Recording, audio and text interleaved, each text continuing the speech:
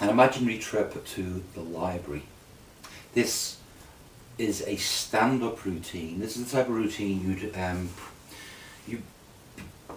you're better doing really in front of a large crowd, and it really does work in front of any sort of type of crowd. If you look at the video of my performance, that's actually the Liverpool Philharmonic Empire, which is Liverpool Philharmonic Hall, which holds 1,500 people. I think on that day there was certainly over 1,000. So arguably it could be done in front of about 10 to 15 people. This is how it works. Basically, you bring someone up from the audience who goes through this sort of miming episode where you guide them to imagine a journey to the library. They pick a book from the library, they look at a word, and then somehow magically you are able to know what that word is. Now, we've got the write-up. Very briefly, in the write-up, I explained that the spectator becomes a sort of impromptu stooge. Of course, they're not a stooge in the sense that when they come up they have no idea. It's only during the routine that they're sort of faced with this situation where they have to choose a word, and in their heads they only see 3 words, although the audience as a whole thinks that the spectator is thinking of any word. So the setup is very simple. I have the word love on a big piece of paper. That's crumpled into a ball. This is all before the show. And I have 2 envelopes. In the case of the write-up explanation, we had smile. This would normally be on a big piece of paper and a bigger envelope if it was a stage show, but maybe this would work for a sort of a smaller, say, a club situation. So smile goes into one envelope, and what was the other word? Bench. Bench goes into this envelope. So these 2 are what we call outs. If they don't go for love, then we have these 2 envelopes. I don't have a jacket on right now, but I want you to imagine smile is in my inside right pocket here, and the bench is in my inside left. Or it could be side pockets, as long as they're 2 separate pockets. Or theoretically, they could be in one pocket, as long as you know which one's close to you and which one's not. Then when you go in, make sure you get the right one. But let's be safe, put them into separate pockets.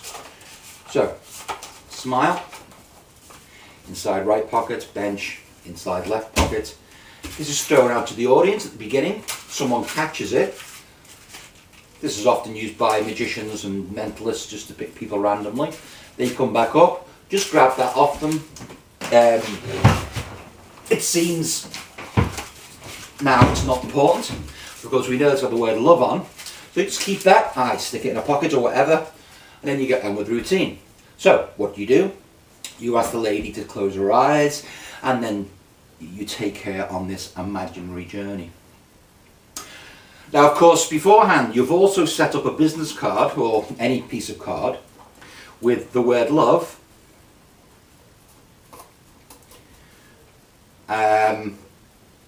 smile,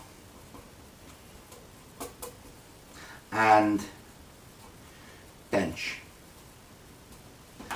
So there's 3 words on here.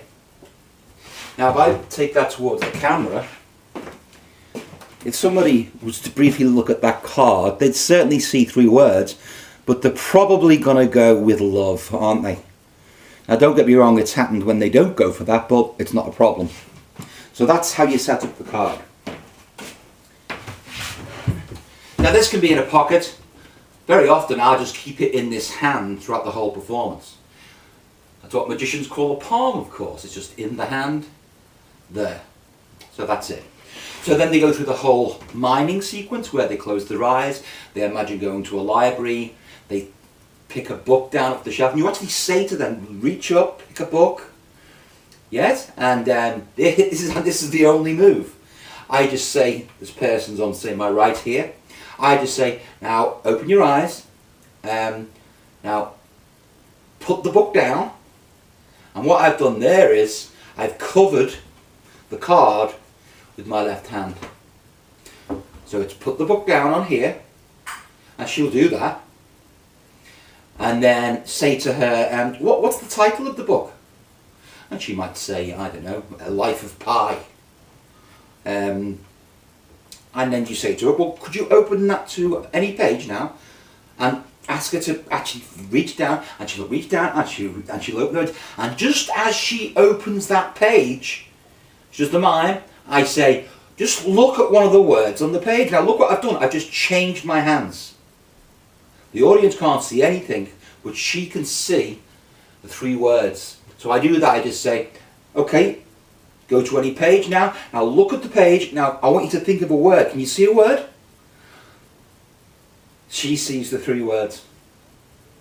I want you to think of one of those words for me, okay? And she does, and that's great. And then you can relax, and then you can just, say, we'll take the book back, blah blah blah, blah blah blah, whatever, and that's that. It's such a simple technique, but it's such a bold technique because the audience think that she has a complete random choice of any word. The rest is just it's all acting, because now you can just get rid of this card casually and banter to the audience saying, oh, it's interesting how the imagination works. Was that a real library that you really go to? Yes, no, whatever she says. You could even use some cold reading and make a few guesses, and if you're right, it just makes that much better. You could say, does that library have a big archway as you go through?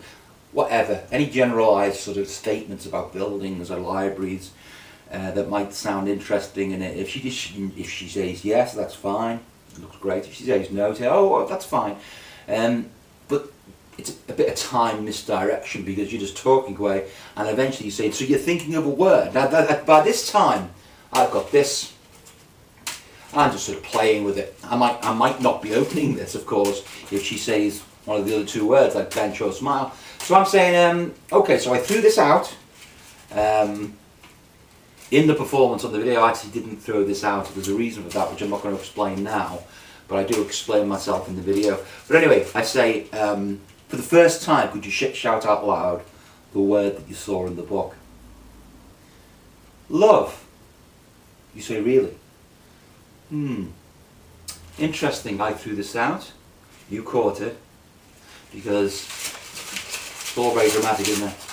He said he's on this piece of paper the whole time has been the word love. If she doesn't say that and she says the word smile, you say, really? Smile? Well, that's interesting. Out comes the envelope from the correct pocket. You say, because I've had this envelope with me the whole time, and there's only one word on that piece of paper, and it's the word smile. She says bench. That's interesting. Out comes the envelope from inside the left, and you take out a piece of paper and you say one word, bench. And that's it. It's called a 3-way out. Doesn't matter which one of the 3 words they say. It doesn't matter, because you've got an out for each one. This is the strongest with the paper, but it's not too much weaker with the envelopes. It's still very, very strong.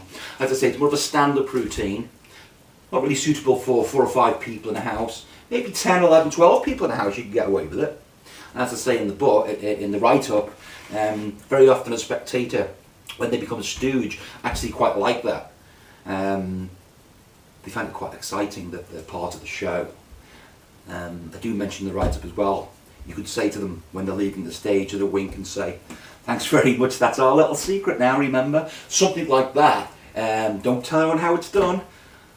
They'll also think that's just a joke, but that spectator will go away thinking, oh, I'm in on the secret. And 99% of the time, they just keep quiet. So that's great. And of course, it's a big crowd. The point is, it's a dual reality. A dual reality is the spectator has a choice of words, but only 3. And believe it or not, they're mildly impressed on the stage that you've got that one word from the 3. but to the 10, 20, 100, 1,000 people out there, you have somehow been able to know any word that this person was imagining. So it's a very strong piece. I hope some of you might try this one out. Thanks.